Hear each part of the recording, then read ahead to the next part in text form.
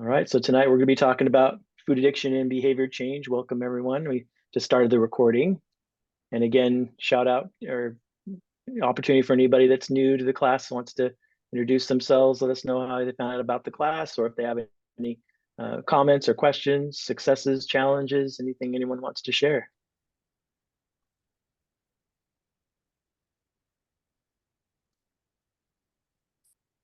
Hi, this is Barbara. And I had a question from our last week's meeting. You mentioned a link on the website about, because we were talking about backpacking foods or travel foods. And you mentioned a link on the website that was either an article about that Sure, or, and I'll so take I you to it. wanted to ask about that. Thank you. Sure, so here's the homepage of the website. You guys can all see that, right? It's livelifestylemedicine.com. So if you click on the resources tab here and scroll down, and right here, plant-based meal ideas for traveling. So it's a pretty extensive article. It's more for, I think more for like car trips, because a lot of the stuff you take with you.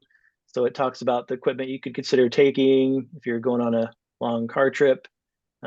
People were just sharing ideas of things like they take on airplanes and stuff like that, dried fruit and different things that people were talked about last week. But here's things that don't require any cooking, and some things that a little bit of reheating. And so there's this whole long article. There's even some recipe links from some of the foods they talk about on here. So it's a Oh, pretty good. extensive article on that. Yeah. So which website is that on again? I This might is be our on the class. wrong. Yeah, our class website, livelifestylemedicine.com. So Oh, if you're okay. not already getting the weekly class newsletter that comes out every Sunday morning, I encourage you to sign up right here. Subscribe to the weekly class newsletter, and you click that, and you just type in your email, first and last name, and subscribe. And you should Okay. receive a welcome newsletter right away. And then every Sunday morning, you should receive a newsletter. And that's why on the homepage, I put a little disclaimer, because sometimes it goes to people's junk file because it comes from my MailChimp account. So if you don't receive the welcome message or the Sunday morning newsletter every week, check your junk file, because that sometimes it goes Okay. there. Yeah, Okay. All right. Thank you. you're welcome. I'll be back in the website here in a second when I do get started. Because the classes I present where I have resources that go with the lecture, I'll show you where on the website those different resources are. So I'll be talking to you guys about that in a few minutes, but I want to give more time for anyone that has more questions, comments, anything.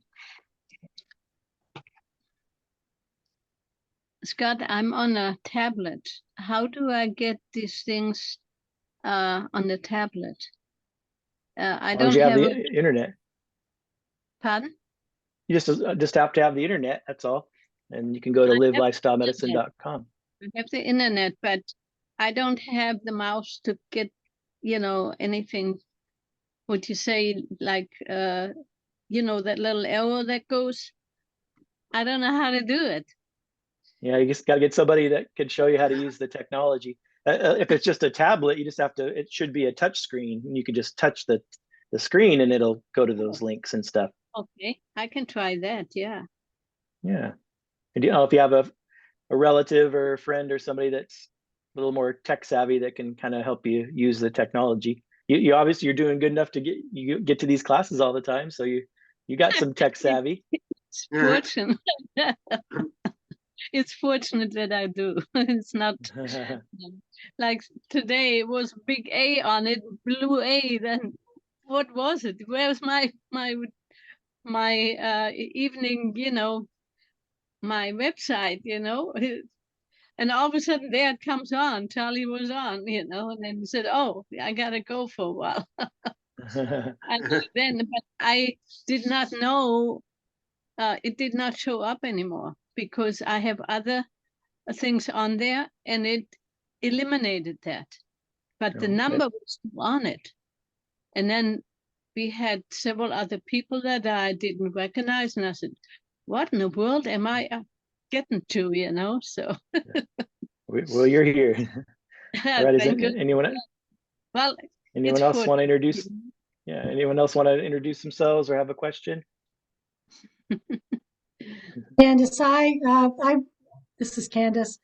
Um, I read an interesting thing, and it kind of went with what you're going to do tonight, Charles, in some form, I'm sure.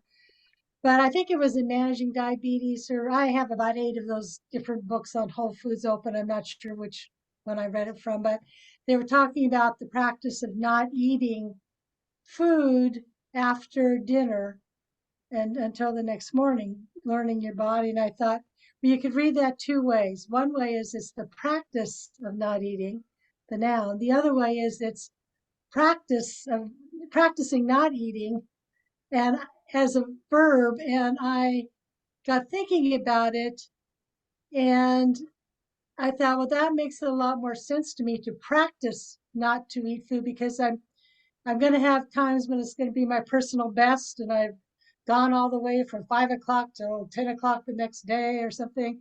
Or I may have, days where I've gone forward a little bit and then backward a little bit. But last night when I got hungry after dinner, I told myself, no, you're practicing not eating, and go practice for another hour. And for me, that really kind of chimed in as a neat way to think about it, trying to break that habit that way. You're practicing what you want to accomplish.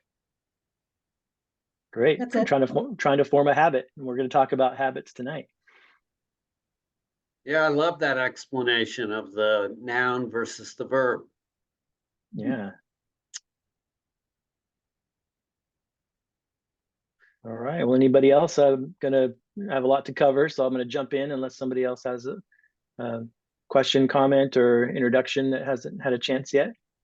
I just wanted to make one comment that this morning I got my first call and free consult from a person in Idaho, and she learned about getting consults from me from one of the participants this weekend. It happened good. that quickly.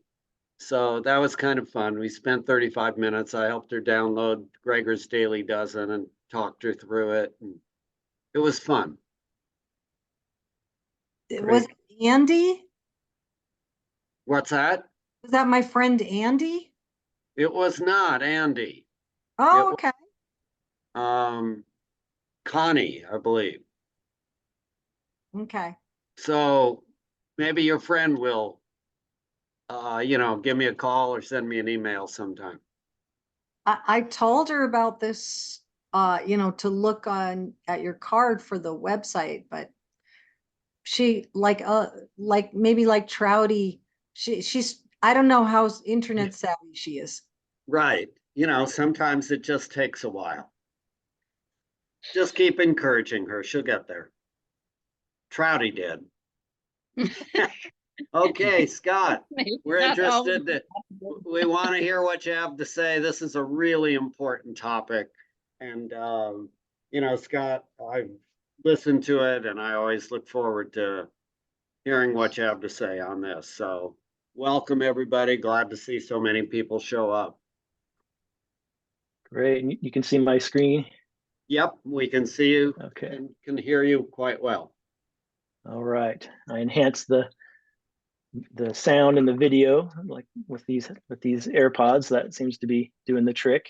Good. All right. So my name's Scott Wagnon. For those that are new, I'm a physician assistant for over 18 years.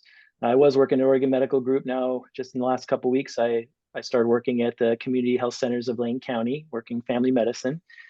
And if you want like the full story of how I got into lifestyle medicine, which I'm board certified in, you can go back to the class archives here. Since we have some new people, you click on class archives 2024 classes, the ones that we started at the beginning of this year. You can go back in reverse order here. So January 2nd, I did my introduction class where I tell the full story of how I got into this. And then Charlie did his a week later. And then you can see different topics we have every week. Here we're 2 weeks on meal preparation and planning. And we occasionally have these open forum classes, which is just for you guys to ask questions and kind of take the discussion wherever you want it to go. couple of classes in February on weight management. You can check those out. And then last week we had an open forum. And then tonight we're going to be talking about food addiction and behavior change. So I just wanted to kind of give those new people a brief overview of that. And also, if you are new to the website, I encourage you to go down, scroll about halfway down the homepage here, and you can watch the website tutorial. So it's about a 20-minute recording of me giving a full tour of everything on the website. And I'll probably be doing a new one pretty soon because I did this one in July, I believe. And there's a few things have been added to the website since then, but for the most part, everything's the same. So you can check that out. Okay, so I wanted to kind of go over a few things that pertain to tonight's class. I'm going to start out with some of the books. So if you look up here under resources, you either just click on resources, or if you can see, you can just hover over whatever topic you want under resources, and let's click on the books. And so for this class tonight, I have 4 different books I want to point out to you here. So let's scroll down. One is The Craving Mind by Judson Brewer. He's a psychiatrist, and I'll be referring to some stuff from his book here. Also, The Pleasure Trap by Doug Lisle and Alan Goldhammer. I'm going to be talking a little bit about what the pleasure trap is. So that's another really good one pertaining to tonight, as well as Good Habits, Bad Habits by Wendy Wood. That's another good one.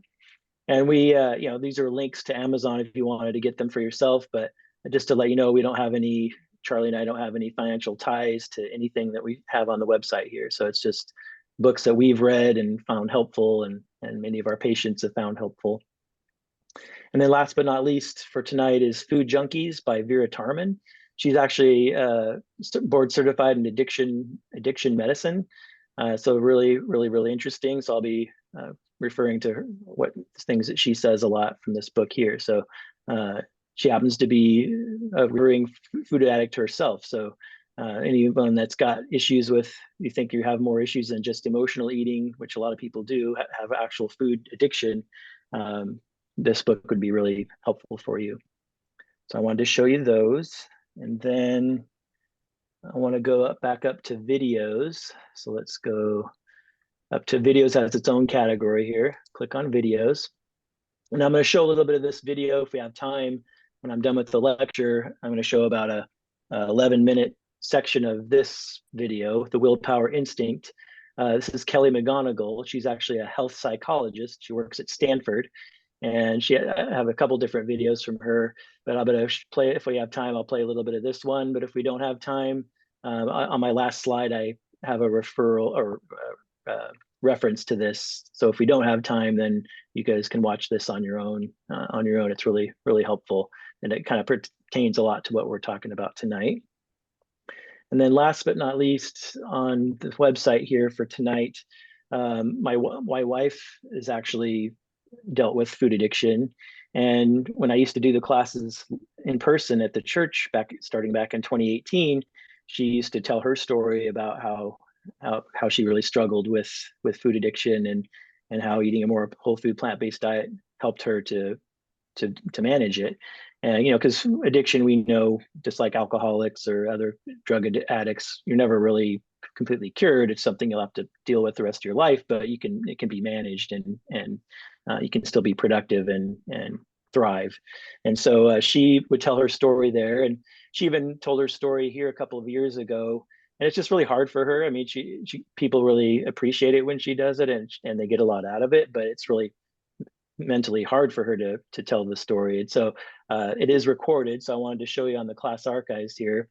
You can watch it if you're interested, and I'll tell you from what time frame to watch it. So if you go to class archives, just like earlier I showed you the ones from this year, if you go back to 2022, so 2 years ago, you go back and you go to February 15th, 2022, I did this same class, Food Addiction and Behavior Change. So if you click here and go to 1 hour and 6 minutes into the class, and so most good percentage of what I'm talking about tonight was similar information to what I did in that class 2 years ago. There's a few new things, but if you just want to hear my wife Angela's story about how her own personal struggle and challenge with the food addiction, just go to 1 hour and 6 minutes of this February 15th Food Addiction and Behavior Change class, and you can watch that.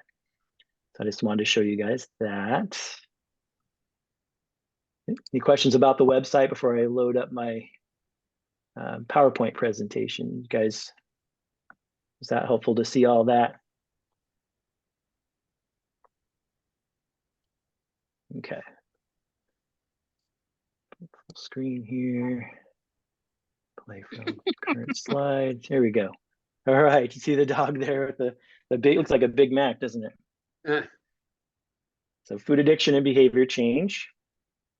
So I show this slide here. Substance abuse has many forms. So you know, obviously heroin or other drugs up on the top, and even though maybe it's not quite as life-threatening immediately, or maybe not quite as severe, if you look at experts in food addiction, they make a case for it. It's very similar, and I'm going to show a couple of Greger videos that show how foods that are really high in calories, calorie density, high in sugar, salt, and fat, how they stimulate the same parts of the brain that these other drugs do, cocaine and heroin and methamphetamines and all these things. But most people would agree, even in the addiction medicine realm, that it's maybe a little bit less severe or less intense, but very, very similar. And we need to really kind of treat it in a similar fashion is kind of what the consensus is. But when I wanted to show you that to show how serious this can be. So before we kind of get into food addiction itself and then talk about behavior change and some of those topics, I want to talk just kind of some biology here, some basic biology, something called the motivational triad. So because I think it's important to kind of see how our biology works, kind of what's normal, and then how by falling into this pleasure trap, how everything kind of gets sent off the rails, basically. How you can see, you'll be able to kind of see, okay, I can see why this is such a problem. So the motivational triad is every species of animal, whether even paramecium and bacteria, pretty much all living forms on this planet actually follow the motivational triad. And the three things that we are driven to do, and this is instinctual, is to seek pleasure, avoid pain, and conserve energy. So it kind of makes sense if you think about it, like, okay, so say you're a hunter-gatherer and or even just out, say you went on a long hike and you forgot to pack snacks and you're really getting tired and you're really hungry. So whether that's the case or you're a hunter-gatherer 10,000 years ago, what would we do? Okay, we want to avoid pain, we want to seek pleasure, avoid pain, and conserve energy all at the same time. And so say you look up and there's an apple tree. You found an apple tree. You're really starving, and you see an apple that's really looks really sweet and ripe, and it's kind of little ways up the tree, and then you look, and then you see one that's even riper, but it's way further down and it's way higher up in the tree. And so you make that as a species, we make a decision. Okay, so am I going to get this one that looks pretty ripe, pretty good? I only have to reach up and I can just grab it and I can eat it. Or do I want the one that's a little bit sweeter, probably has a few more calories in it per bite, but I'm going to have to walk an extra 50 yards and I'm going to have to climb the tree to get to it. And so we're always making those calculations because, yeah, we want the pleasure of the sweet apple, and we probably get a little bit more pleasure out of the sweeter one, but we also want to conserve energy and avoid pain because we could climb that tree and fall and hurt ourselves, and we're going to expend more calories trying to climb the tree to get to it, right? So kind of think about it. It does seem like common sense, I'm sure, but it's just kind of good to kind of be thinking that way, that we're always, no matter what we do, what decision we make, think about going through a drive-through. So you're going to get tons of pleasure with high sugar, salt, fatty foods, getting that bag of food to take home for dinner or whatever, fast food. You're going to get the pleasure. There was no pain involved, and you conserved energy because you just went through the drive-through. You're driving. You didn't even have to get out of the car, or you didn't have to go home and cook it. So thinking about those things, you can see why the drive-through diet is such a enticing thing, because you're getting the pleasure, you're avoiding pain, you're conserving energy all at the same time, and that's what the companies depend on. They count on that, and that's what everything is trying to go towards. And if you read the book The Pleasure Trap, you'll see that in action. And so I just wanted to kind of give you some of those basics there.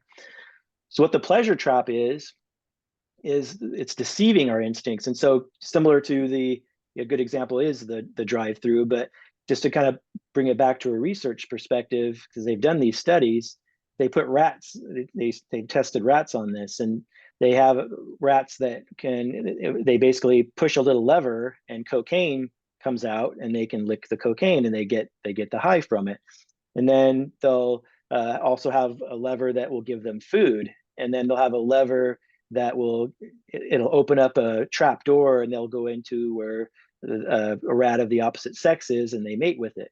And so what they see what the rat chooses, and every single time the rat will choose the cocaine over food and over sex. So to the point where the rat will starve to death and not mate to perpetuate its species, which is a drive that we have, an instinctual drive to survive, to eat, and to procreate. Those are strong drives for us. But what the pleasure trap is that you stimulate the brain so intensely, unnaturally, like cocaine or like fast food, and that's going to override the drive to eat and the drive to procreate, to have sex. And so that's what the pleasure trap is.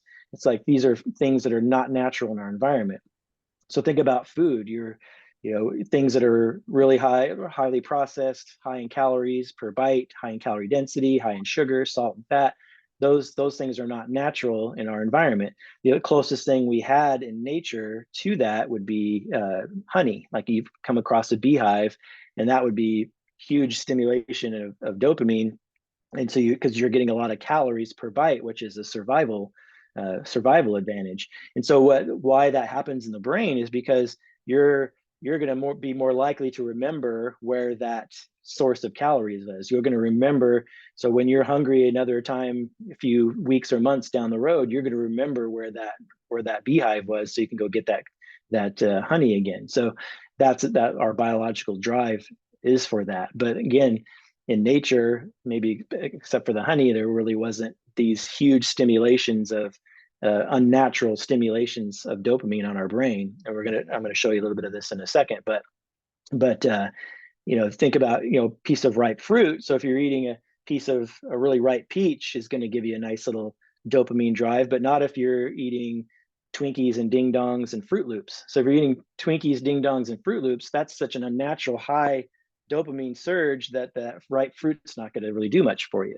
So that's, again, more examples of that pleasure trap. So any questions about the motivational triad and the pleasure trap, what that is? Does that make sense to you all? So it's just good to have that background before we go into food addiction more. So let's watch. Oh, go ahead.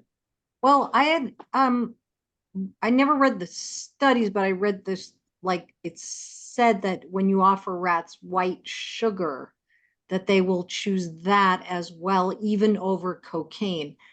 Do you know anything about that? I wouldn't be surprised, because it hits the same receptors in the brain. But the studies that I saw in preparing for these was just using the food versus the sex versus the cocaine. So, but I wouldn't be surprised if because sugar hits the very same receptors in the brain. So that wouldn't surprise me too much. Shows you the power of that how unnatural white refined sugar is. So let's see what Dr. Greger has to say about first sugar and then fat.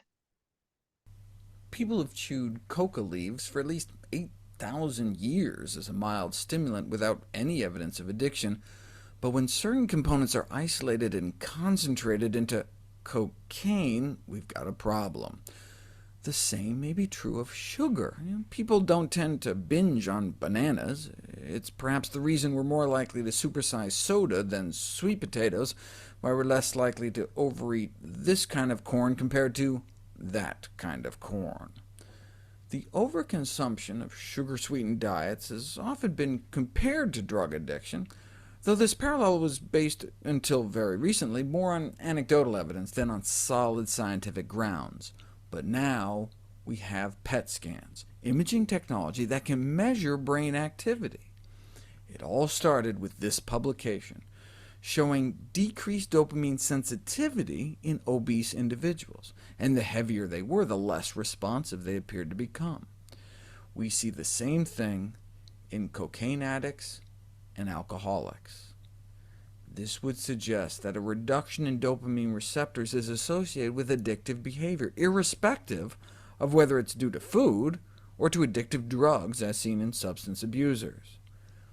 Dopamine is considered the neurotransmitter primarily involved in the pleasure and reward center of our brain, helping to motivate our drive for things like food, water, and sex, all necessary for the perpetuation of our species. It was healthy and adaptive for our primate brains to drive us to eat that banana when there wasn't much food around, but now that fruit is in loop form, this adaptation has become a dangerous liability. The original Coca-Cola formulation actually included coca leaf, but now perhaps its sugar content may be the addictive stand-in.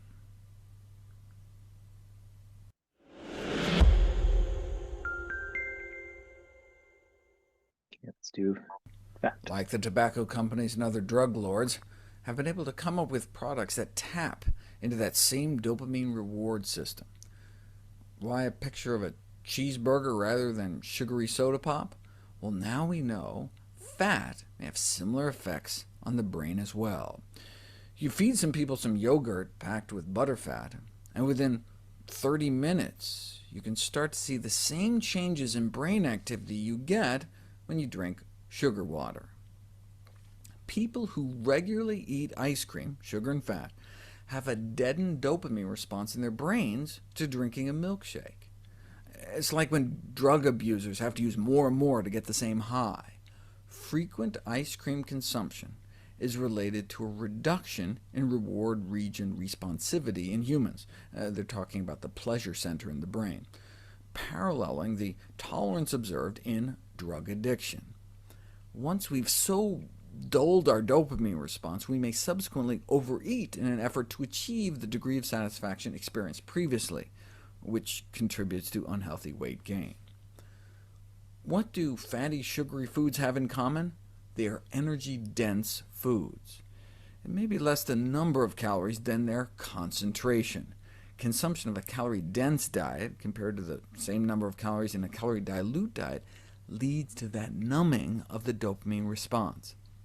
It's like the difference between cocaine and crack. Same stuff chemically, but by smoking crack cocaine, we can deliver the kind of a higher dose quicker to our brain. As an aside, I found it interesting that the control drink in these milkshake studies wasn't just water. They can't use water because our brain can actually taste water on the tongue. I didn't know that. So they had to use artificial saliva. They made people drink a solution designed to mimic the natural taste of saliva. Ew.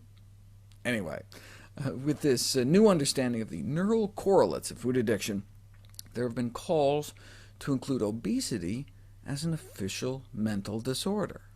After all, both obesity and addiction share the inability to restrain behavior in spite of an awareness of detrimental health consequences. That's one of the defining criteria of substance abuse. You keep putting crap in your body, despite the knowledge that you have a problem that is likely caused by the crap. Yet you can't stop. Redefining obesity as an addiction, as a psychiatric disease, would be a boon to drug companies that are already working on a whole bunch of drugs to muck with our brain chemistry. For example, you give people an opiate blocker, like they do for people with heroin overdoses to block the effects of the drug, and people eat significantly less cheese. It just doesn't do as much for them anymore when their opiate receptors are blocked. Rather than taking drugs, though, we can prevent the deadening of our pleasure center in the first place by sticking to foods that are naturally calorically dilute, like whole plant foods. This can help bring back our dopamine sensitivity such that we can again derive the same pleasure from the simplest of foods. And this is not just for people who are obese. Yes, when we regularly eat calorie-dense animal and junk foods like ice cream, we can blunt our pleasure center and overeat to compensate. But when our brain downregulates dopamine receptors to deal with all these jolts of fat and sugar, we may experience less enjoyment from other activities as well. That's why cocaine addicts may have an impaired neurological capacity to enjoy sex, why smokers also have an impaired ability to respond to positive stimuli. Since these all involve the same dopamine pathways, what we put into our body, what we eat, can affect how we experience all of life's pleasures. So to live life to the fullest, what's the solution? Well, the food industry, according to some addiction specialists, should be given incentives to develop low-calorie foods that are more attractive, palatable, and affordable, so that people can adhere to diet programs for a long time. No need. Mother Nature beat them all to it.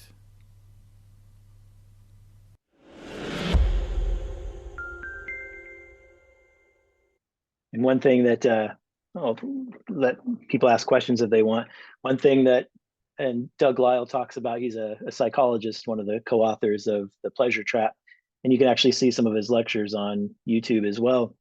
One thing that he kind of talks about, which it's hard initially, so when you're eating a standard American diet, lots of sugar, salt, and fat, all the high calorie foods, high calorie density, when you first go to a whole food plant-based diet, let's say you just jumped into the deep end and went all in on it, it's not going to feel very good at first, because all the food's not going to, it's going to taste bland. It's not really going to do much for you because of that dopamine sensitivity that he was talking about. So if you're up here, your dopamine levels are chronically elevated, the neuroadaptation is just like with drug addicts, you need more and more of the same drug to get the same response, chasing the dragon, they call it. And so it's the same thing with the food. So you're just to feel kind of normal, you're eating this high calorie density food, high sugar, salt, fat food. And so then you're used to having, levels up here, and then your dopamine sensitivity goes down. So because your brain can only take so much stimulation, it kind of down regulates the stimulation because it's unnatural and it would be too hard on the brain. And so that's why, like, another example is like, how when you go into a house that has a Christmas tree in the living room, you initially smell the tree, the pine. Oh, that smells really good, your tree. But after you've been in there for 10, 15 minutes, you don't even notice it anymore. That's the same thing. It's neuroadaptation. And so when you suddenly go from a standard American diet to a whole food plant-based diet, it's going to feel wrong. It's like, oh, everything's bland. It doesn't taste very good, and this is awful. But then after 2, 3, 4 weeks, your dopamine sensitivity gets better, and so this all comes down. And so then when you eat, maybe in a few weeks, when you eat some fruit or sweet potato or something like that, now it tastes really good because now it actually feels right, but it takes some time to get there. So I think that's important to kind of mention that when we talking about that dopamine receptors and all that kind of stuff. All right, any questions before I kind of go deeper into food addiction and food issues? Questions from those videos? Any questions in the chat, Charlie? No chat room questions as yet. Okay. All right, so we kind of have 3 basic categories. This is mostly from Vera Tarman's book, the Food Junkies, who's an addiction specialist, board certified in addiction medicine. So normal eaters in general, when they're overweight, use willpower to make different food choices to lose weight. And then, that might kind of fall off the wagon, so to speak, and go back to their previous habits. And then they start to gain weight again, for example. And then they kind of, oh, okay, I just need to get back to what I was eating before. It's kind of, normal eaters would be kind of in that, it's kind of more just literal, like, okay, I need to lose a few pounds. I'll just change what I'm eating, get some success. And then if you relapse a little bit, then you can go back in and try it again. And so that's kind of would be considered normal eating behavior. And then there's categories, people that are, and sometimes people can be a combination of the next 2, emotional eaters and food addicts. But so emotional eaters, by definition, use food to self-medicate for comfort from underlying emotional issues. So sometimes it's when things are going well to celebrate, or things are really stressful. And so they're kind of using food as a drug. So and they usually, of course, think about it, if you're stressed and you had a bad day, you're not going to go eat a bunch of bananas or sweet potatoes or beans or whole grains or broccoli, right? You're gonna go and get, you know, ice cream and candy bars and donuts and things like that, or French fries, high fat and salt. And we're going to reach for those foods because those foods are going to soothe our brain they're going to flood it with dopamine. It's basically like medication. So some people just do that in those situations, but otherwise they might be fairly normal eaters and not necessarily food addicts. But it is basically a spectrum. And then with food addiction, it's just to a much more severe level. So, you know, definition of addiction, kind of like Dr. Greger said earlier, is, you know, it's causing lots of health problems, or it's causing problems with your work or with your relationships.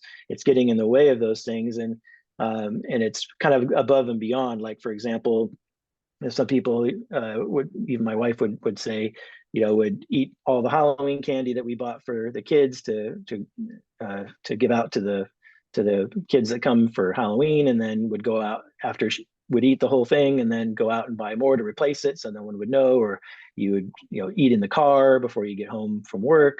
You know, those kinds of things where you're purposely hiding it. That's kind of that's more than just being an emotional eater. That's really going out of your way to, and you can't control it, and it's causing health problems. It's causing maybe problems in your relationships with your friends and family and things. That's kind of delving more into to food addiction. But we're going to go a little bit more into that here in a second. I just kind of wanted to give you some broad categories here. Scott, hang on one Yeah. moment. Trouty, you had a question, or was that your hand raised from another time? It's a question. Okay. I was wondering, is it possible to make the video a little louder? I could barely hear that. Well, I had the volume turned all the way up on my end, so. Oh, but, wow. I yeah. can hear you very well, but the video is not very well. Well, there's no more videos, so it's okay. And I've kind Okay. of summarized what was in the video anyway, so it's okay. No problem. All right. So the key with food addiction is we really need to treat it the same way we treat other addictions, even though, like I was mentioning earlier, maybe it's at a slightly less intense level than someone that's a heroin addict, or less dangerous maybe in the immediate. You know, if you're, you know, addicted to fentanyl or to other pain medications or heroin or methamphetamines or alcohol, you know, cocaine, those kinds of things, you know, you could die with one dose, where, you know, that's probably not going to happen with, you know, eating a couple of Snickers bars. You know, it's not necessarily going to do anything right at that moment, but it might be leading to being overweight, heart disease, diabetes, all the other chronic diseases we talk about in these classes. But the key is from addiction medicine is it's recognizing that it's a real thing. Food addiction is real, and that the people that are suffering from food addiction need the same support that people with all the other addictions have. So alcoholics and everything else. So they need to be completely abstaining. Because, you know, you think about it, and I talk about this all the time, and I know Charlie can chime in if he wants to too. All the years that I was trying to get people to quit smoking, you know, I'd always say, "Oh, are you still smoking? Yeah. Have you thought about quitting?" Or, you know, you kind of gauge what their level of being ready to quit was, but no one ever would identify things like, you know, whether they had food addiction or not, but eliminating the foods that are causing their disease. And so we would say, we wouldn't tell a smoker, "Oh, well, just try to cut down a little bit. Just try to, you know, smoke couple cigarettes on the weekend," and that, or an alcoholic. We wouldn't tell an alcoholic to, "Oh, just have one or two have a drink once in a while. You'll be fine." We don't do that. So we shouldn't be doing that with people with food addiction either. So to say, "Oh, you know, you're fine. Oh, I baked these cookies for you. It's going to hurt my feelings if you don't try one." It's like, we shouldn't be doing that, because a lot of people have either emotional eaters or food addicts. They might be dealing with that, and we need to treat them the same way we would treat someone that was an alcoholic. We should be helping them if they're trying to abstain. We should be totally helping them with that. And then there's even recommendations, lots of clinics around where they do 12-step program for people with food addiction, same as an alcoholic. So they need, you know, mental health counseling, they need a support group, they need everything that same thing that anyone that had any other drug addiction would need.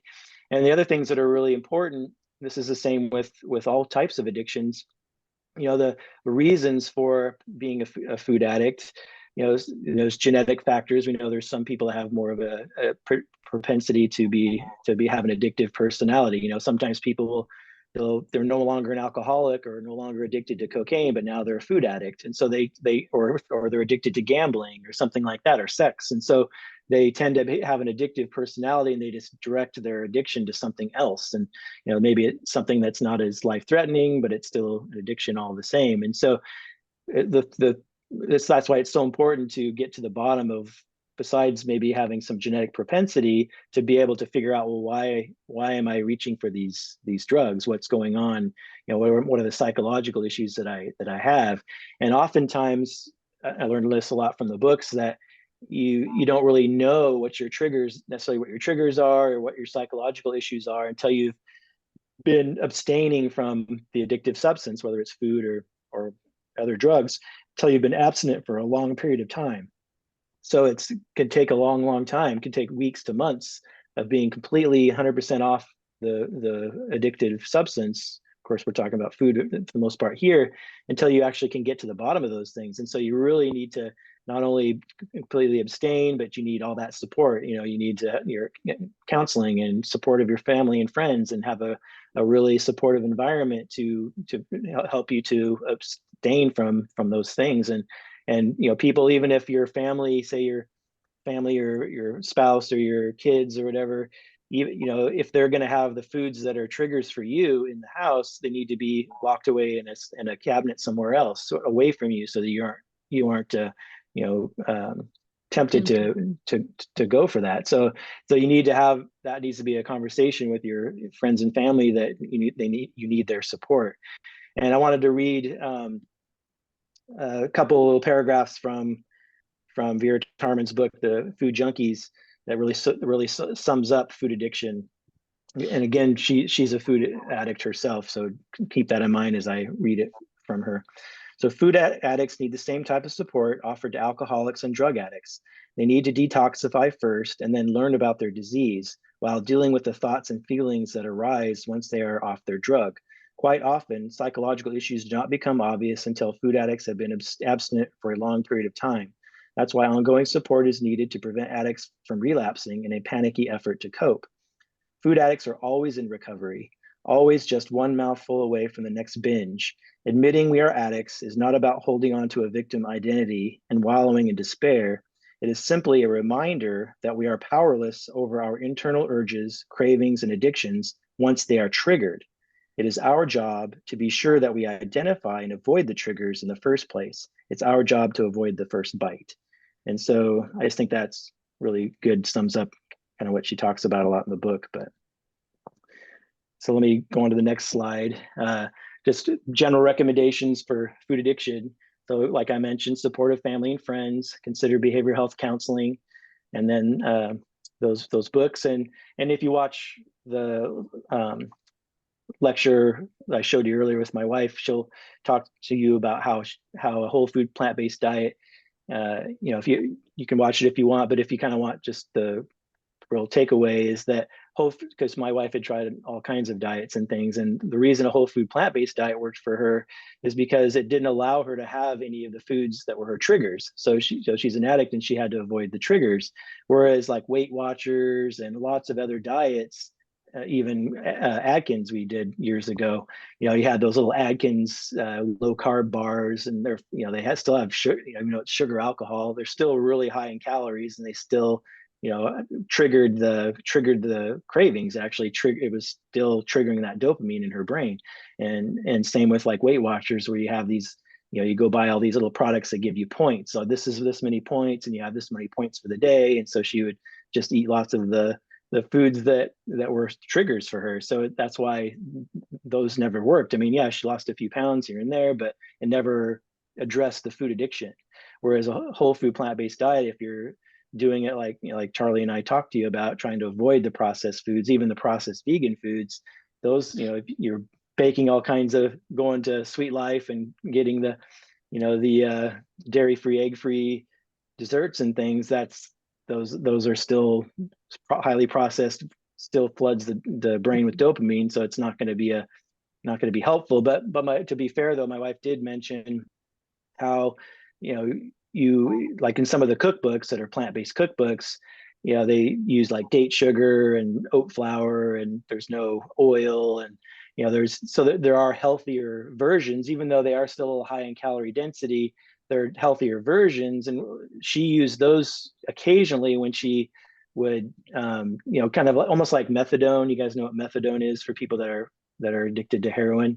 So methadone clinics, they give you methadone because it's safer, and it's basically quells the craving you have for the heroin. And so instead of going and injecting heroin, you do the methadone. So kind of occasionally eating those whole food plant-based desserts that she would have to make herself, go out of her way to make herself occasionally to keep her from going to the store to buy the ice cream or the donuts or the Snickers bars, kind of was like her methadone. And she eventually didn't have to use those anymore. But so there is an exception to that, where some people might need to use that as because they're not able to 100% abstain. And if everybody could 100% abstain, then we wouldn't, have addiction wouldn't be such a problem. But obviously it is. So I just wanted to share that. But if you wanted a more detail of that story, you can watch that video from February 15th, 2022 at the 1 hour and 6 minute mark. And my wife, Angela, tells more of the story on that. Okay, so any other quick questions before I move to behavior change? Any more questions about food addiction and the stuff we've talked about so far?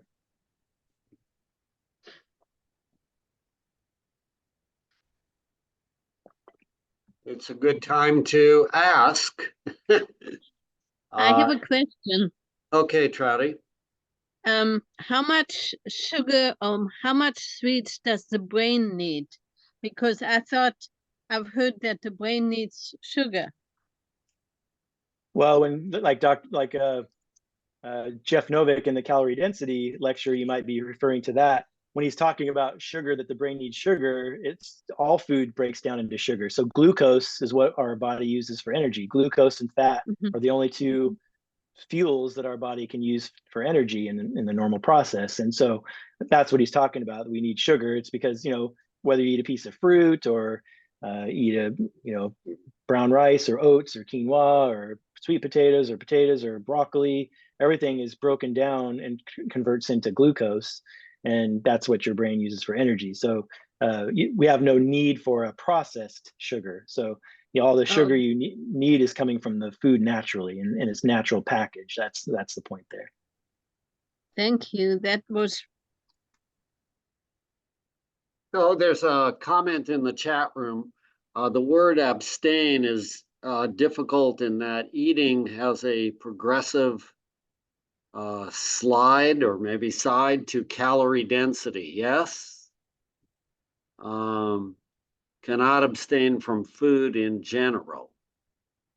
Right, but the food that we want to abstain from is the food that's high in calorie density, which is the really processed food. So, think about cheese is loaded with fat and salt, and so that really stimulates the brain, the dopamine in the brain. And just like he showed there in the video, if you take Narcan, naloxone, which is an opiate blocker that everyone talks about, if you take that, the cheese doesn't really do that much for you anymore, because casein is the primary protein in dairy, and it's really high in cheese and ice cream. And so that casein becomes casomorphin in the brain. And so morphine like morphine. So casomorphin actually attaches to the opiate receptors in your brain, which is why we get so addicted to things like cheese. And so if you take an opiate blocker, you actually don't really care that much about the cheese anymore. That's what they showed in that study. So those are the foods we want to get rid of, is the foods that are really high in calories and high in sugar, salt, and fat, highly processed, because those unnaturally stimulate that dopamine. Whereas if you're just eating natural foods, fruits, vegetables, beans, intact whole grains, nuts and seeds, herbs and spices, whole plant foods, for the most part, that's what you're eating, then you're not going to have that unnatural amount of dopamine. Those foods will just give you the normal pleasure of oh, that tastes good, and that's bringing me health, and it's sustaining, and I feel good and satisfied. But we have to try to avoid those foods that are triggers.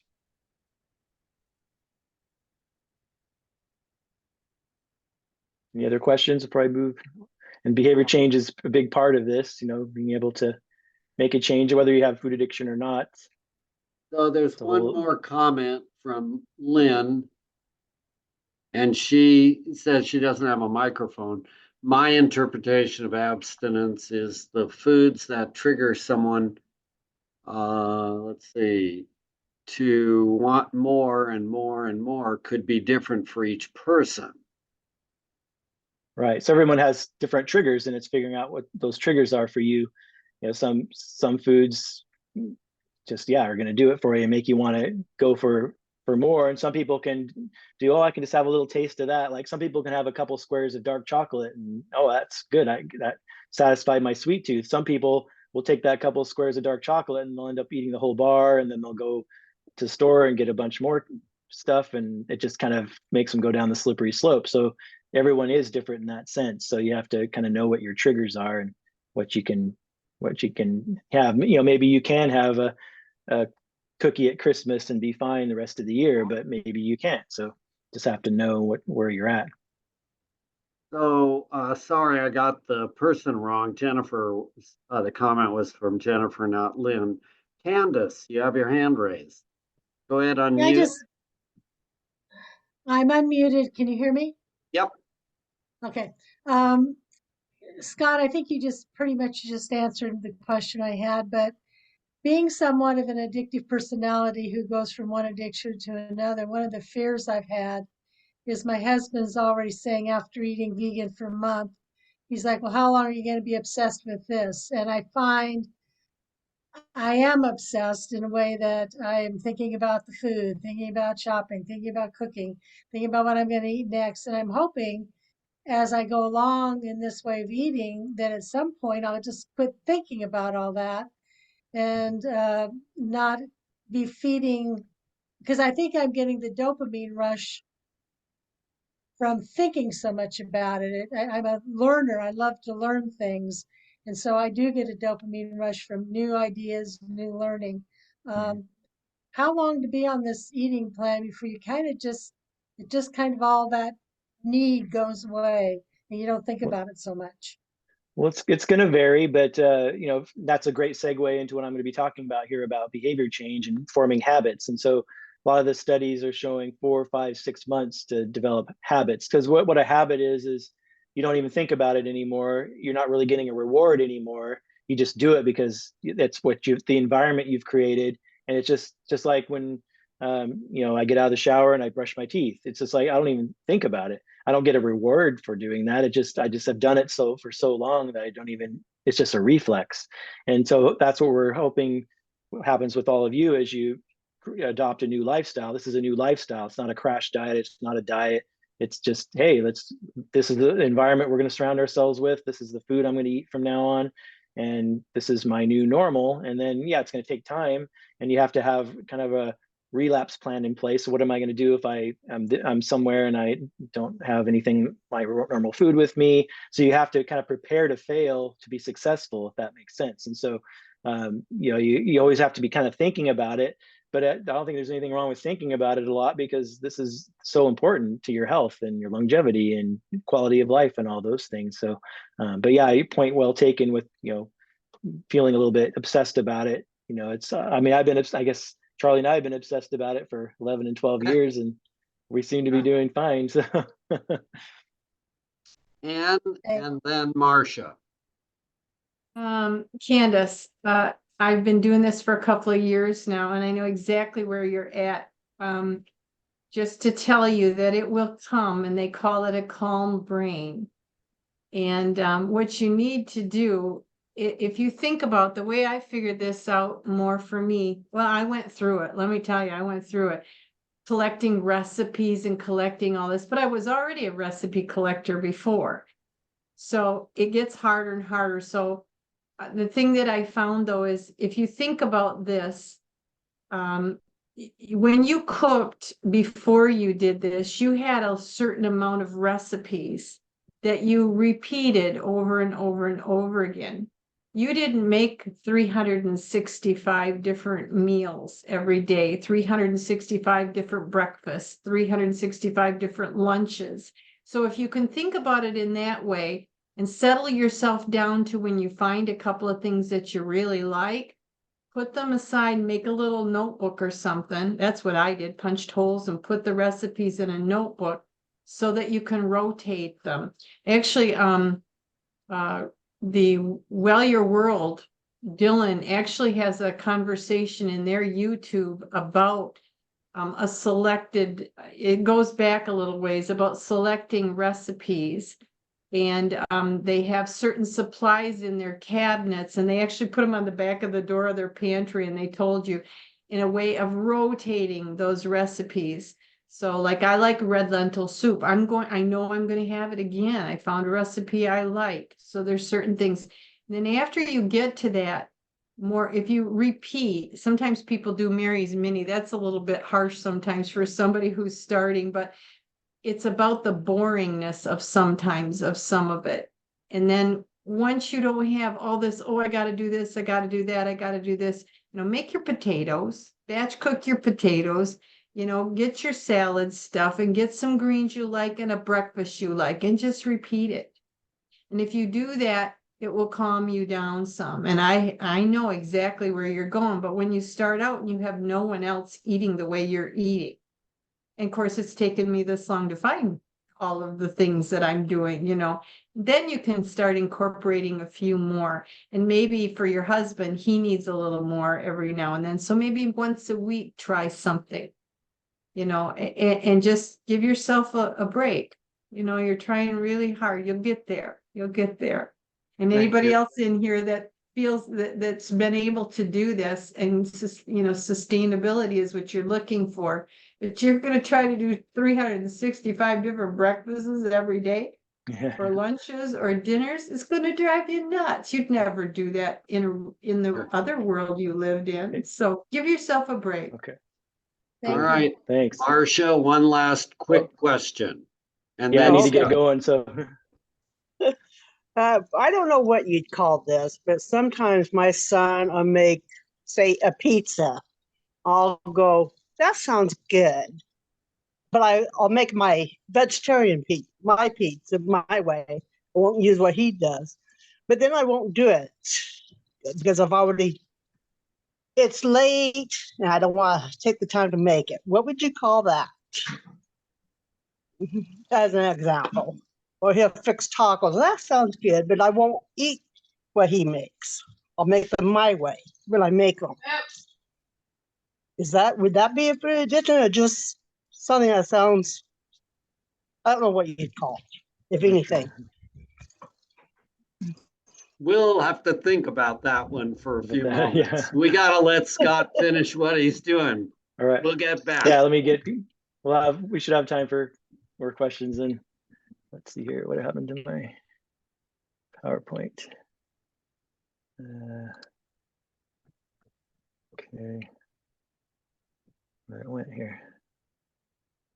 There we go. Okay, so the curious paradox is that when I accept myself just as I am, then I can change. So people tend to don't tend to resist change. They tend to resist being changed, and so that's kind of one of the things we have to overcome. Let's see if we get. There we go. Okay, so when we're thinking about behavior change, there's 5 things that we kind of have to have set up for us, and there was great examples of what you guys were talking about there, having kind of environment and social influences and things that are a big part of it. So behavior change themes, we have to have motives. So that I talk about, and Charlie and I talk about in our introduction classes, you got to find your why. So your why for change. So whether it's, to have more energy, to get off medications, to reverse your diabetes, your heart disease, some of your other chronic medical conditions, to be around for your kids, your grandkids, to travel, to do the things you wanted to do in life. So things that have meaning to you, those are the things that you want to tap into for behavior changes. What are your motives? And it's not, like somebody, even when somebody has a cardiac arrest and they have a heart attack and they even have CPR and they get shocked back to life, and that only gives, for as far as, believe it or not, for motivation for change, that only gives somebody usually on average about 6 months of behavior change. Whereas what's been shown to give people more sustainable long-term change motives is things that bring you pleasure and joy, things that have meaning in your life. Those are the things you really want to focus on. Next is self-regulation. So that's basically being kind of the thought of being the captain of your own ship. So when we say, oh, well, I went to this party and they wanted me to try this food and I didn't want to hurt their feelings, and or I went to, went out to eat with some friends and this is all they had there, this is what I did. I mean, yeah, those are all valid excuses, but they are just excuses. And you have to, at some point when you're trying to take control of your health and you want to focus on your motives and get to your health goals, you're ultimately, no one's putting that food in your mouth, no one's tying you down and sticking it in your face. And so self-regulation just means, I'm the captain of my own ship, I'm my own boss, it's up to me. And taking that responsibility, that's a really important part of behavior change. And then resources are very important. So Charlie and I like to think that we're providing you great resources here. So you can come to class every week, you can be accountable, you can have your questions answered, you have medical providers that can answer your questions, that's at no cost. And you can join all the events with the Eugene plant-based providers, the potlucks, the walks, the movie socials, the free class at the YMCA on Sundays on top of these classes. So there's lots of resources to help you. That's important. And then developing habits, which I'm going to talk about more in a little bit here. And then also with habits, just as important is environmental and social influences. So creating an environment for success. So making the right choice the easy choice, that's what the environment is all about. And we'll talk a little bit more about that as well. But so kind of keep those 5 things in mind as we talk about behavior change. And I'm just going to really briefly go over this is kind of more the science of behavior change. We have these stages of change: pre-contemplation, contemplation, preparation, action, maintenance, and termination, relapse. So, I don't have to go into great detail on these, just so we have more time for questions. But you're thinking about it. You're not even pre-contemplation. You're not even really aware of the pros and cons of making a change. Contemplation, you're aware of the needed behavior change. So basically, you've decided that you're not ready to make a change yet, but you're aware that, but basically, if I make this change, it's going to be good for my health and my quality of life and things like that. Not ready to change yet, but I'm aware that that's a possibility. Whereas pre-contemplation, you're not even really aware of the benefits versus the pros and cons, basically. And then preparation, you've decided to make a behavior change, but you're just kind of planning and getting it set up. And action is actually doing it, making the change.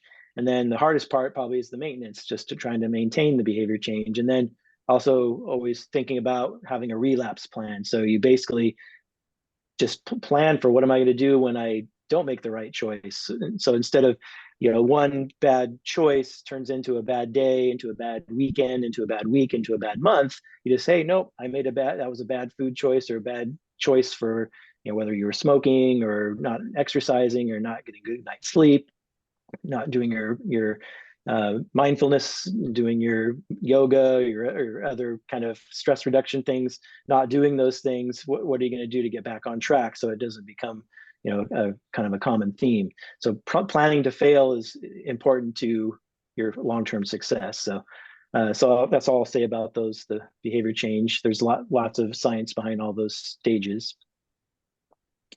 So habits, let's talk about habits. So a habit refers to how you perform an action, not what the action is. And so, when you first start a habit, you're doing it because of those 5 things, those motives that we talked about, your why for change.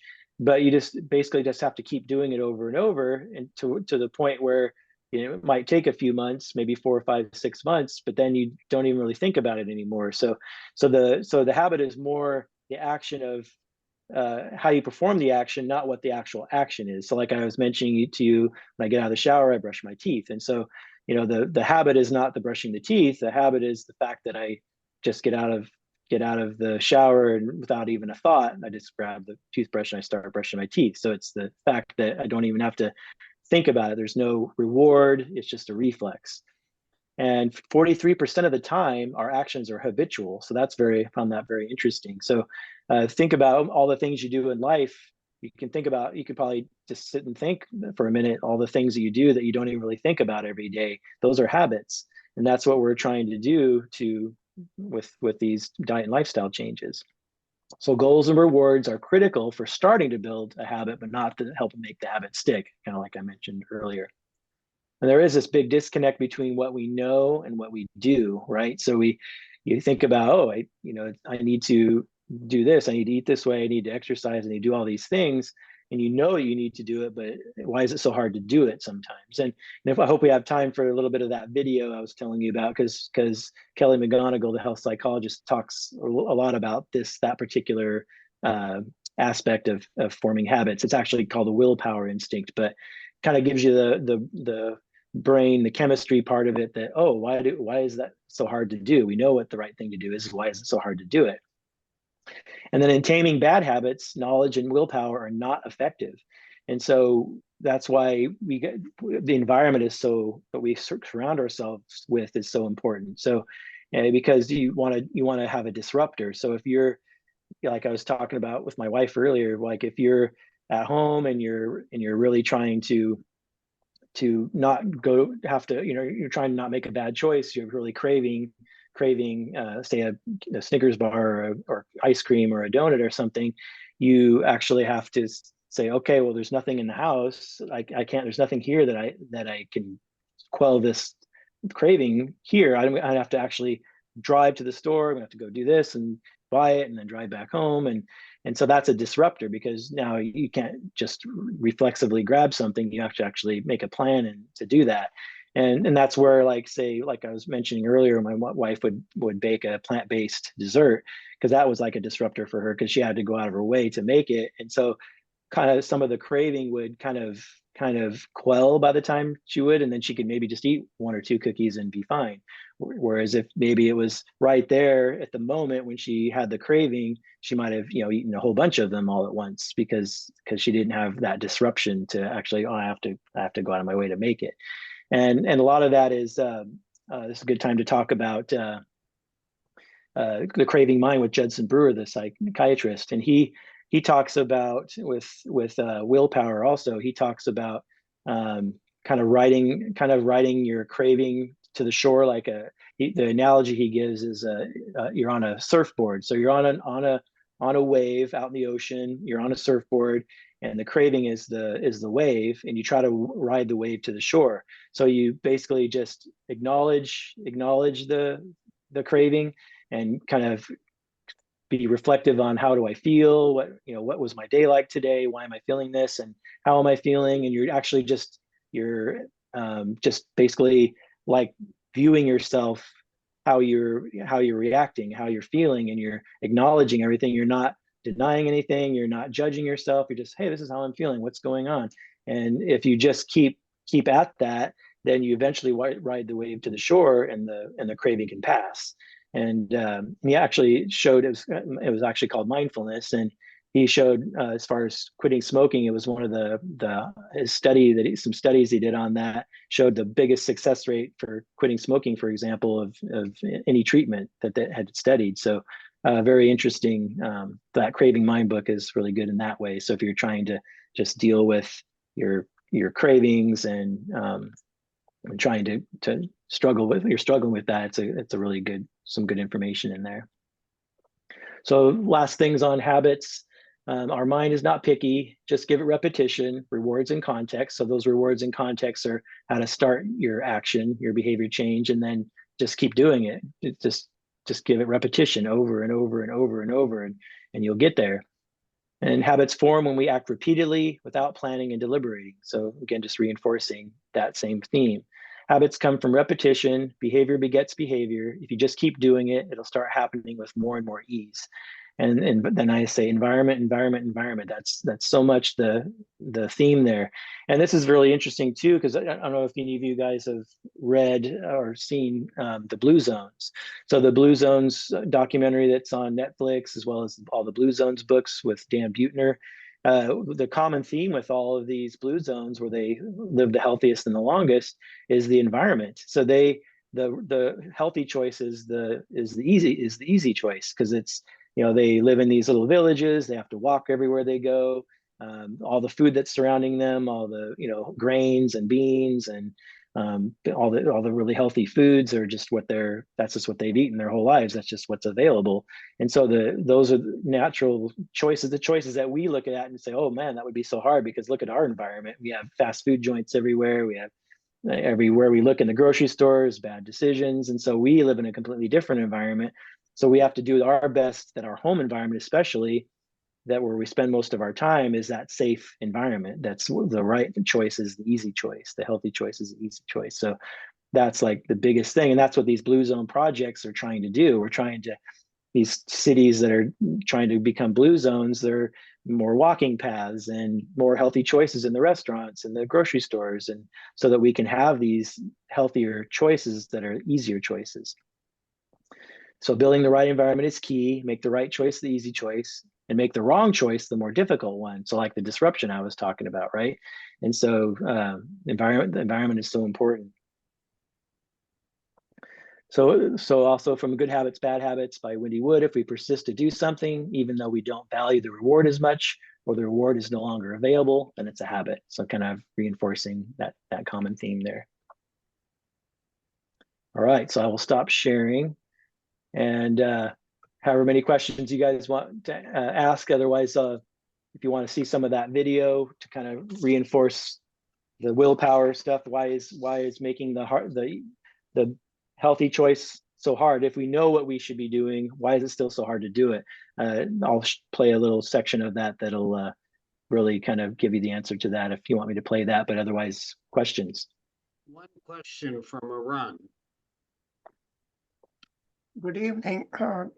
I wanted to talk about, earlier there was a question about recipes and such. And I wanted to just make a comment that having a basically ingredients for a good salad in the refrigerator seems to really help me. And especially having baby spinach leaves, because you don't need to do anything, you can just put them in your mouth and be happy with the nice juicy leaves. So I wanted to make that comment. And second comment was that having sweets in the house, it's really bad for me. I don't go and buy them, but if they are in the house, I end up eating them. And so, I wonder what your comments are, how to stop that from happening. Yeah, so I guess I got to get on whoever's buying it at the store. It's like Chef AJ said. Like Chef AJ said, if it's in your house, it's in your mouth. She says, just gotta not buy it, especially if it's a trigger for you. It's like, I can put a little creamer, oat milk creamer in my coffee that's got a little bit of sugar in it, and that doesn't trigger anything for me. But if I have dark chocolate covered almonds, I'll keep eating them until they're gone, and I'll even not eat very much of my dinner because I know those are there. So that's a huge trigger for me. So I just can't have those in the house. So everyone's a little different, right? Right. I would not go out to buy them, but if they come in the house and I have told, I have expressed that I have that weakness, so it shouldn't be there, but it still keeps on coming. Okay, thank you. Thanks for sharing. Okay, Scott. All right. Carry on. We'll play some of that video. All right, I'll play some of that video here. Let me go back. Let's go to the website. Let's see here. Get this down. Yeah, here. Oh, here we go. Get this out of the way. Videos, and then Willpower Instincts. And if you find yourself hitting setbacks, one of the to see 3 minutes.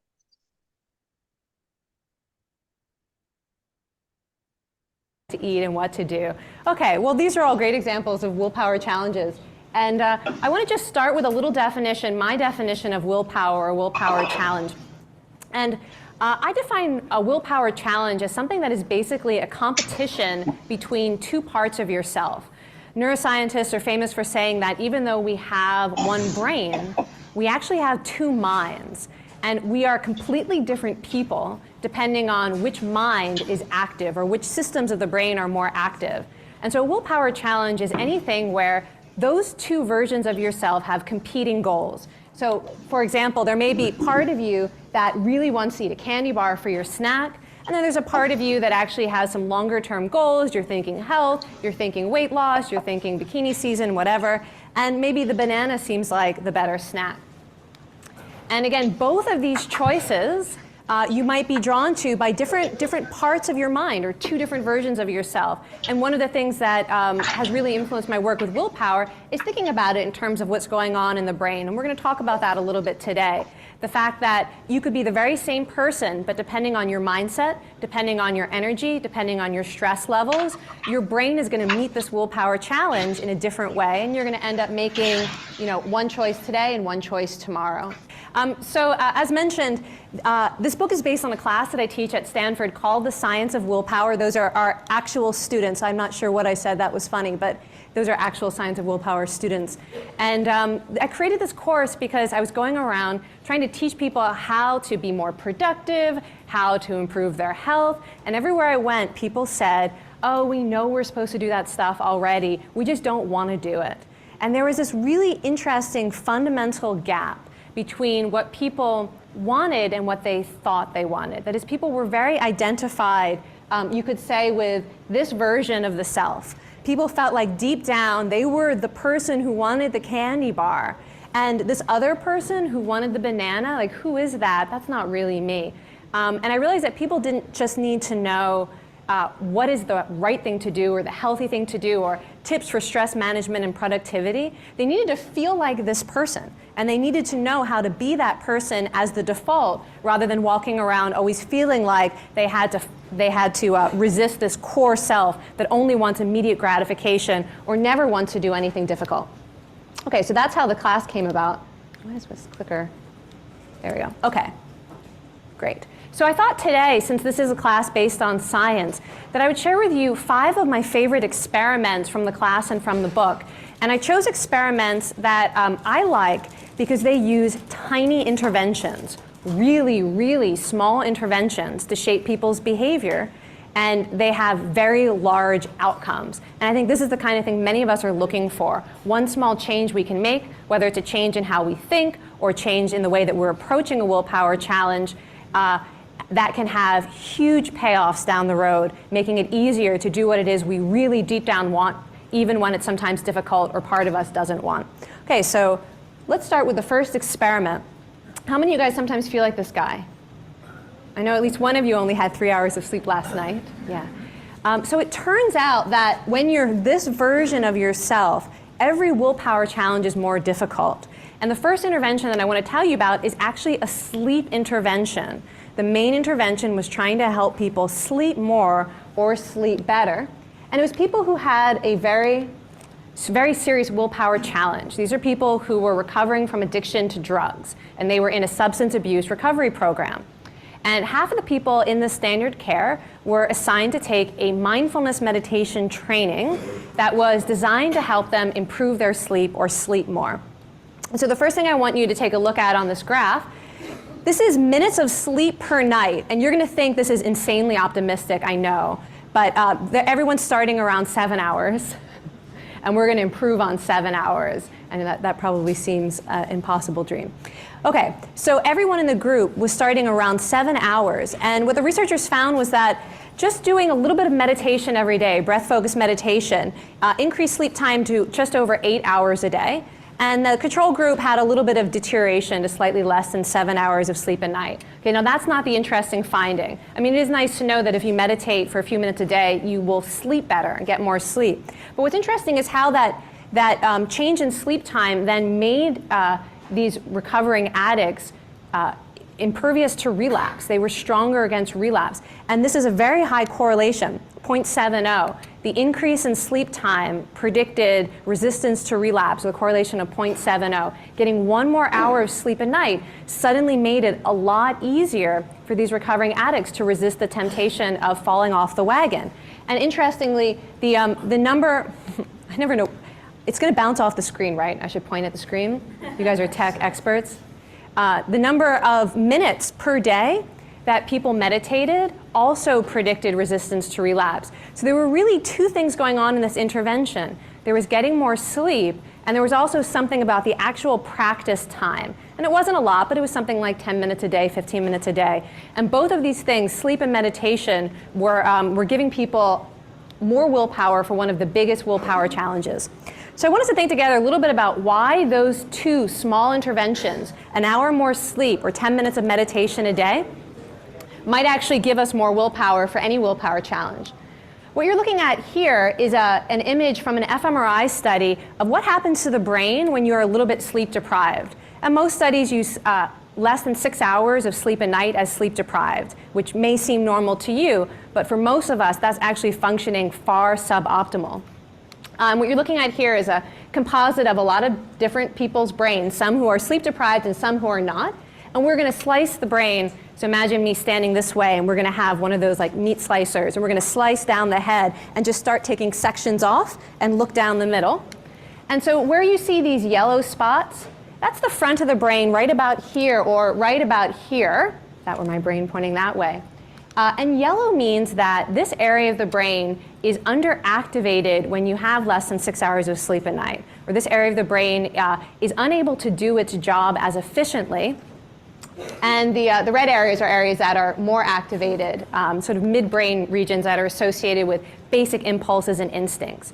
So when you're getting less than 6 hours of sleep a night, your brain is actually unable to recruit the systems of the brain that you need to be that better version of yourself. This area of the brain, I love this image because it's like, here's where the balance is weighed. Do I want the weight loss or do I want the chocolate bar? And this area of the brain right here is basically keeping track of your goals. And it's sort of hard job, it's heavy lifting it needs to do, is to remember long-term goals, core values, and when it is unable to do that, when it's underfueled or when it's underactive, your brain thinks all you really want is the chocolate bar, or to procrastinate, or to follow that link through, or to not bother doing your yoga exercises. And so in some key way, the ability to remember who you are and what your big goals are is dependent on the ability of this area of the brain to use energy well, and sleep deprivation is one of the main things that can get in the way of that.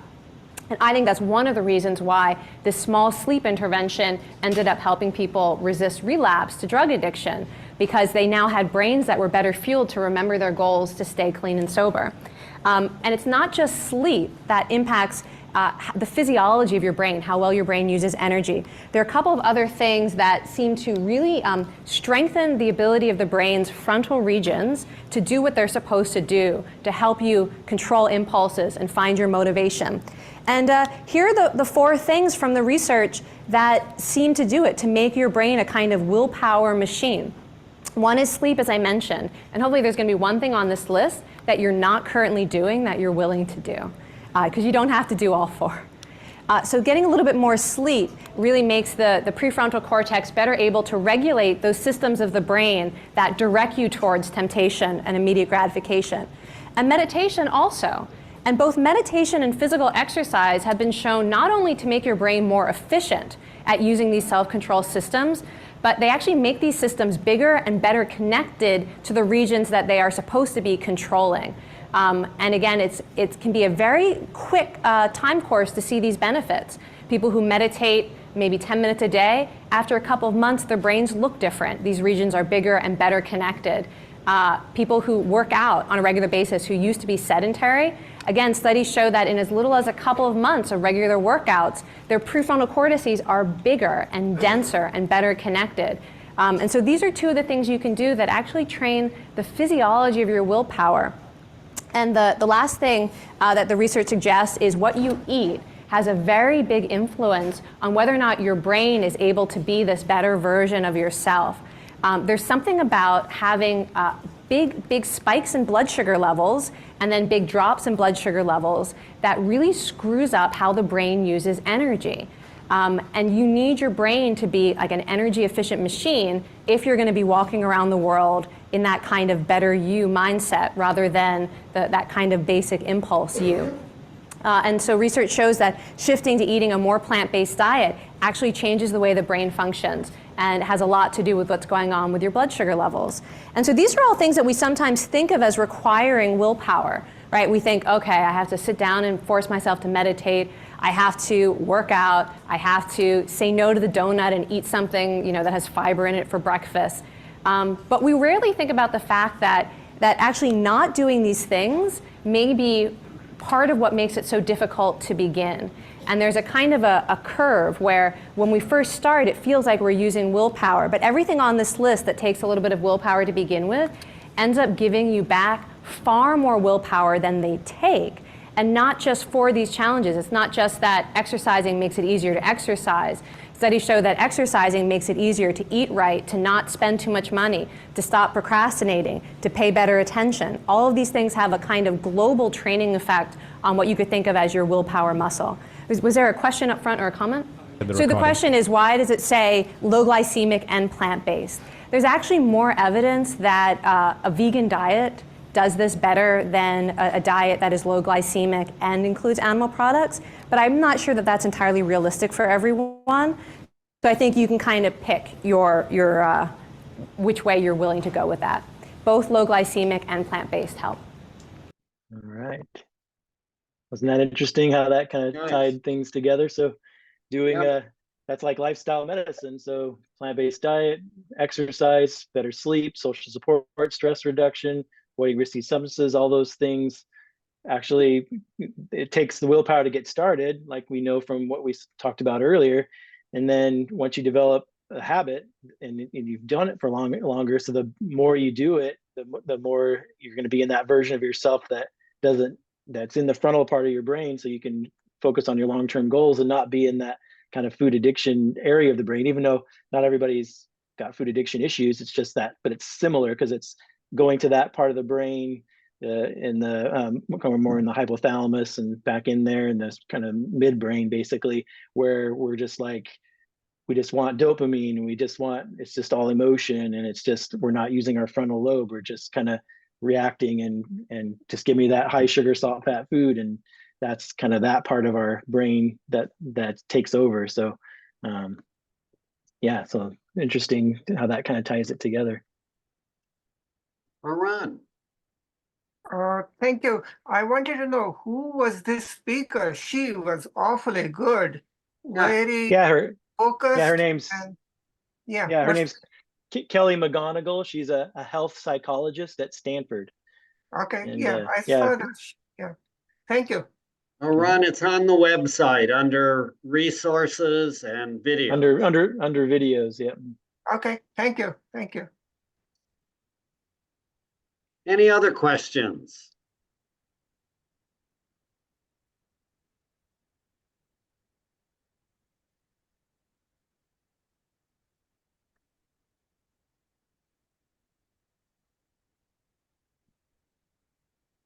So I see there's a lot of comments in the chat there, but I don't know if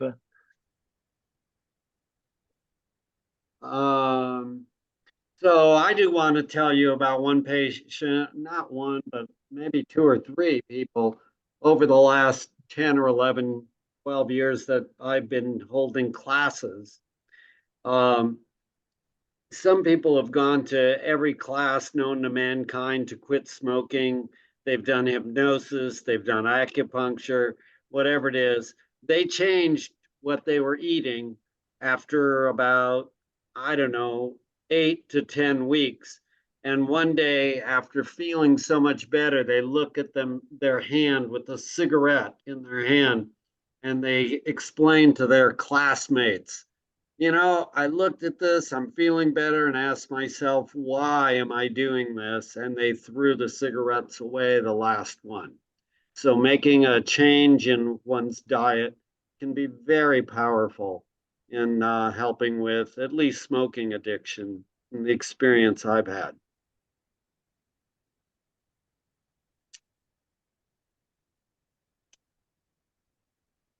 Any other thoughts from anybody else? we're getting close to the hour and a half mark.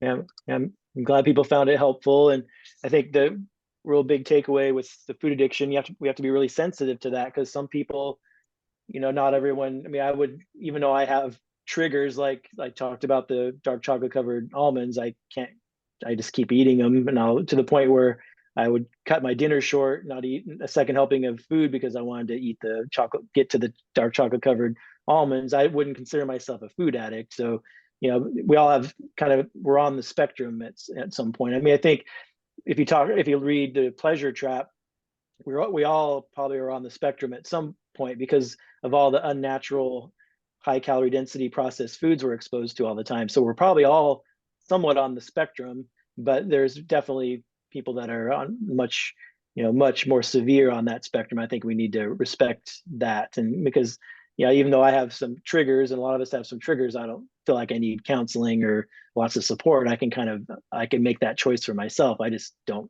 have them in the house. And, it's not like it's a big thing for me. So I think we have to be sensitive to people that maybe Charlie and I can say, oh, I used to eat ice cream every night, or I used to eat this food and now I just don't anymore. It's not that easy for everybody. Some people are addicts, just like an alcoholic or a heroin addict. So we have to be really sensitive, figure out, hopefully be sensitive to who those people are.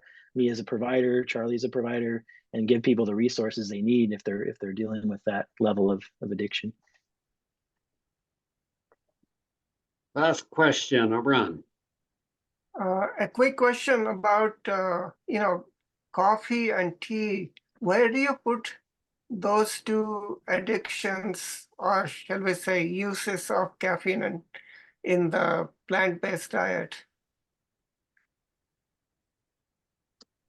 Well, those are, just not, they're luxuries, they're not foods. So if you're not putting too much sugar in it, or if you're going and getting a Starbucks that's got, tons and tons of sugar in it, and you're wanting to drink it every day, multiple times a day, maybe that's an issue, because that's starting to be quite a bit. Whereas if you, just have some black coffee, some tea, that's actually could be health promoting. But as long as if the caffeine, you don't have blood pressure issues or trouble sleeping because of the caffeine. So it's going to be pretty individual, but yeah, it kind of more depends on what you put in the coffee and the tea than the coffee and tea itself. Yeah, no, we've been using plant-based milk, like oats or almond or something like that. That's okay. And no sugar okay. or no honey. Nice. That's fine then. Yeah. Right. Thank you. Yeah. Well, Scott, that was really good. Thank you very much for sharing that with everyone. What's going on next week? So it's how our mind affects our health, part 2. You get two parts for that. How our mind affects our health, and then how food affects our health, our mental health as well. So you got those 3. It's 3 weeks in a row for you, Charlie. And then another open forum. Well, that sounds exciting. We look forward to it, and we invite you all back, and you can bring a friend or two, and the price is right for these classes for sure. And we really appreciate all your input from everybody, and the support that you provide for other people. It really is important, particularly for people who are new. They need to know that there are others who are either have gone through the challenges they're going through now and potentially can help them with what Scott calls our tribe, I think. Yeah? Yeah. All right, everybody.